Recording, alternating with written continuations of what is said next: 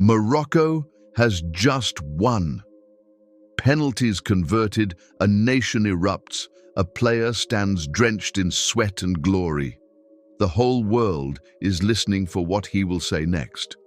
Press conference start, and journalists swarm Issa Diop to know about his feeling and strategy for the next match. But to their surprise, what comes out of his mouth is not a boast, not a stat, not even his own name. Wait, what? A footballer at the very peak of his career, in front of a global audience, on the biggest stage his profession offers, did not let the moment belong to himself. He handed it, immediately and without hesitation, to his Lord. Not only this, but the part also where he said that we are here for a short time reveals that his heart is not attached to his own profession the way it is attached to Allah. This is not a small thing. This is, in a single breath, a summary of what a believer's entire life is meant to be. Think about what his job actually is.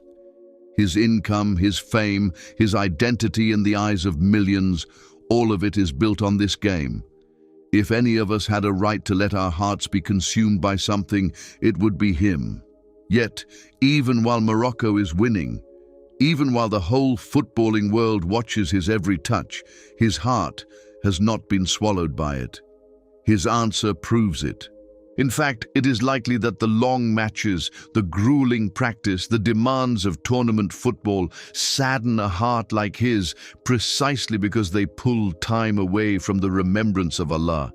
And still, in that exhaustion, the first words out of his mouth were gratitude to his Lord, not to himself.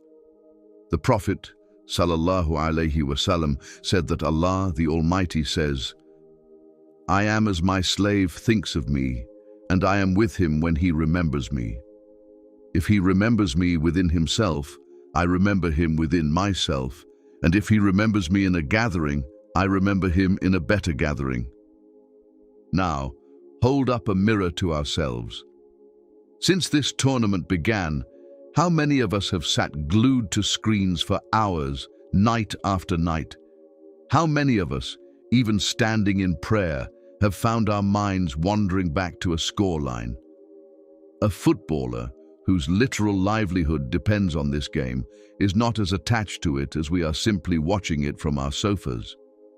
He has not let the love of this dunya fill his heart the way it has quietly filled ours.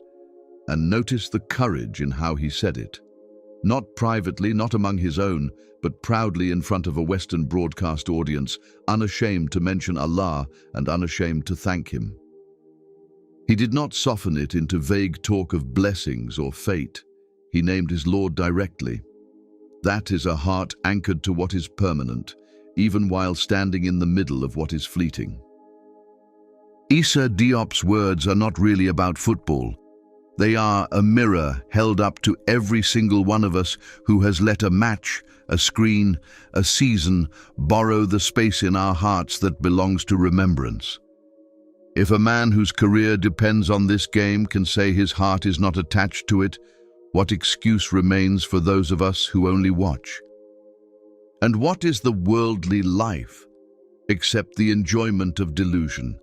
The lesson is simple, and it is not new. This life is short. Whatever we are given, whether it is a stadium full of applause or a quiet evening at home, is on loan. The only thing that does not expire is the remembrance of Allah, and the only account that matters is the one we return to Him with. A goal is forgotten by the next season. A trophy gathers dust. But a heart that remembers Allah in its moment of triumph carries something no scoreboard can measure. May Allah make us among those who constantly remembers Him. Ameen.